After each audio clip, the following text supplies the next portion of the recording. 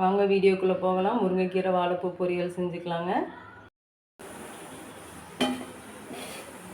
வணக்கம் வேஸ், நந்திதா சமையலறையில் இன்றைக்கி என்ன செய்ய போகிறோன்னா முருங்கைக்கீரையும் வாழைப்பூவும் போட்டு பொரியல் செய்ய போகிறோங்க. வாங்க வீடியோக்குள்ளே போகலாம்.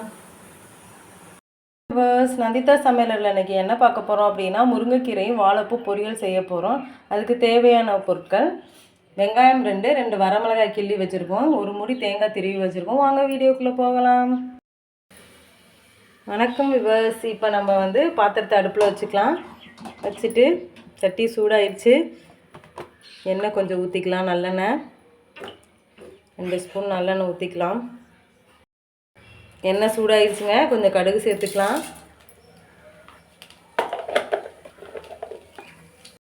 ஜீரகம் கொஞ்சம் சேர்த்துக்கலாங்க. வெங்காயம் வரமிளகாய் ஆட் பண்ணிக்கலாம்.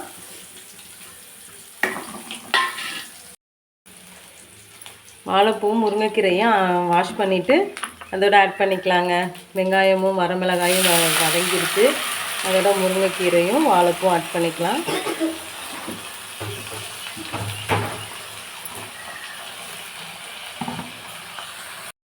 வாழைப்பூ கட் பண்ண உடனே தண்ணியில் போட்டோன்னா கருத்துருன்னு சொல்லுவாங்க. ஆனால் அதில் கொஞ்சம் உப்பு போட்டு அந்த தண்ணியில் கட் பண்ணோன்னா கருக்காமல் இருக்கும்.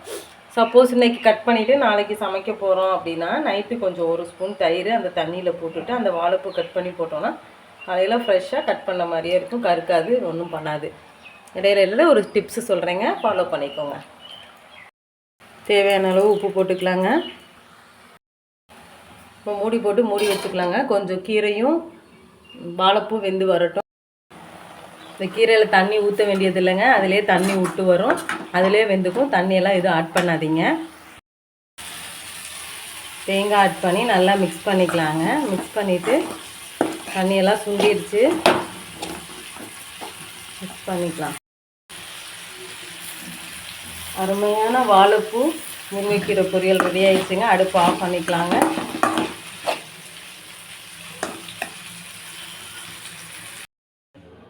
முருங்கைக்கீரை வாழைப்பூ பொரியல் ரெடி ஆகிடுச்சுங்க. இந்த வீடியோ பிடிச்சிருந்தா லைக் பண்ணுங்கள், ஷேர் பண்ணுங்கள், சப்ஸ்கிரைப் பண்ணுங்கள்.